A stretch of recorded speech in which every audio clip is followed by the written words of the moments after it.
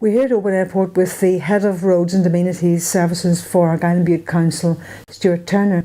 Stuart, we've been here watching an emergency exercise. Can you tell us a little of what that's about?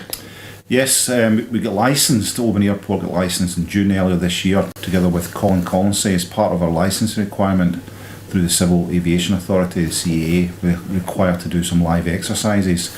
You can do tabletop exercises, but they really don't give you a chance to get on site and try and do some of the things we'd expect of a real incident. And this is your first live exercise? First live exercise this morning, which went very, very well. Who was involved? We had many agencies involved. We have our own fire and rescue service from the airport. We have emergency planning from the airport as well, and we also have representatives from the Argyll and Bute Council from our Piers and Harbour staff.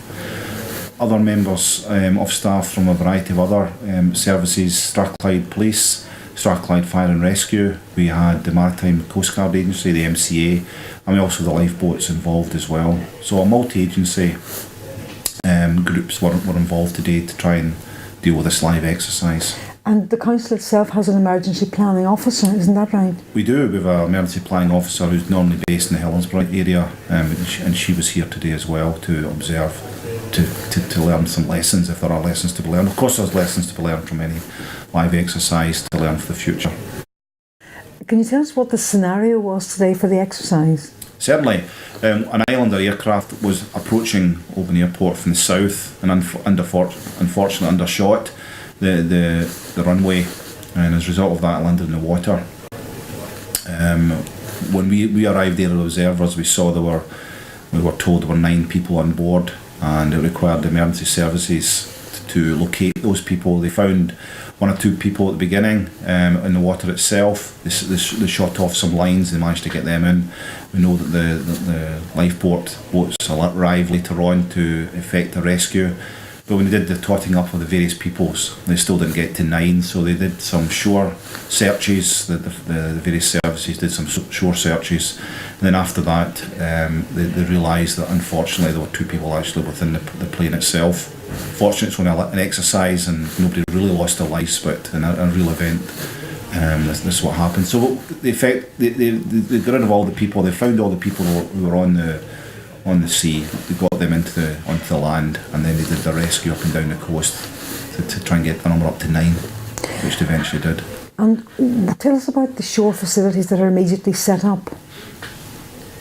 Well, we arrived there as Argyll and Bute Council Fire and Rescue. We obviously are first on the scene, so what we'll then have to set up is, obviously there's going to be survivors. That's our great hope, that everybody survives an accident like this.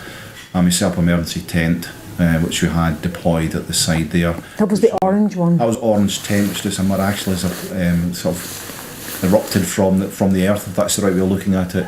That allows people to get some place for a bit of keep away from the elements. And is that first stage treatment when casualties are brought in? Well, they'll get the blankets, as you see. There were blankets put on them today to get them from the water up to there. Ideally they would only maybe have a bit of shock, and maybe they would be able to go home after that. The likelihood is, after an event like this, a traumatic event of an aircraft crashing, they'll probably end up in the open hospital.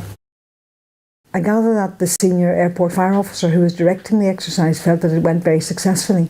How did you feel, Stuart? Well, I agree. The operation today, very, very good. It showed us to all work together as multi-agencies. Sometimes it can be difficult for agencies to work together, but today we demonstrated at Oban Airport with this live exercise that we really know what we're doing, and we're going to provide.